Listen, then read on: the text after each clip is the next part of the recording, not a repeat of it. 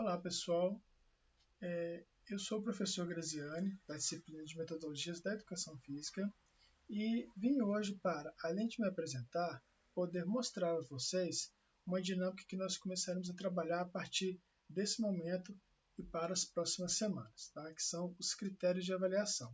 A gente entende que a partir desse momento isso se faz necessário para que vocês, ao produzirem um trabalho, tenham assim, base segura para poder pensar o que será avaliado no trabalho e, dessa forma, tentar atender ao que está sendo pedido, né?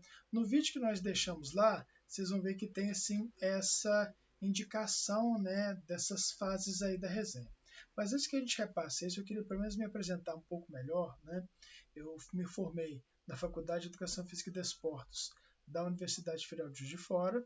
Nessa mesma instituição fiz a pós-graduação em nível de especialização em Metodologia da Educação Física.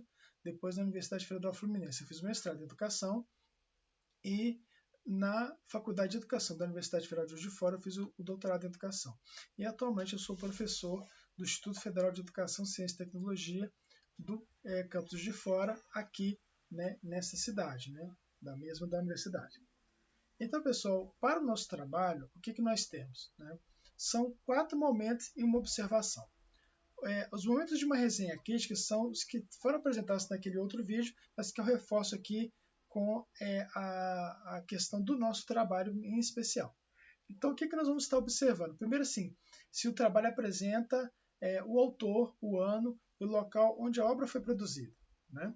Porque isso é importante numa resenha que assim, o leitor que vai ler consiga identificar mais ou menos meio que o contexto, né, dessa produção. Tá?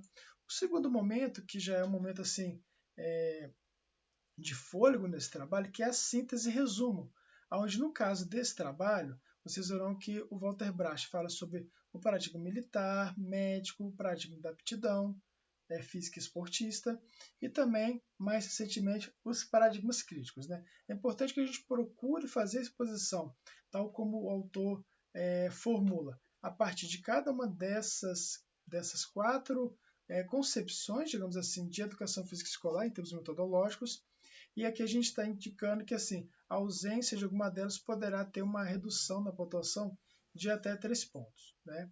O terceiro momento da nossa resenha é a avaliação, né, que aí a gente tem que fazer, porque aí sim configura a resenha crítica, que é o quê? Eu avaliar a importância daquele trabalho, né, os seus limites e os seus avanços.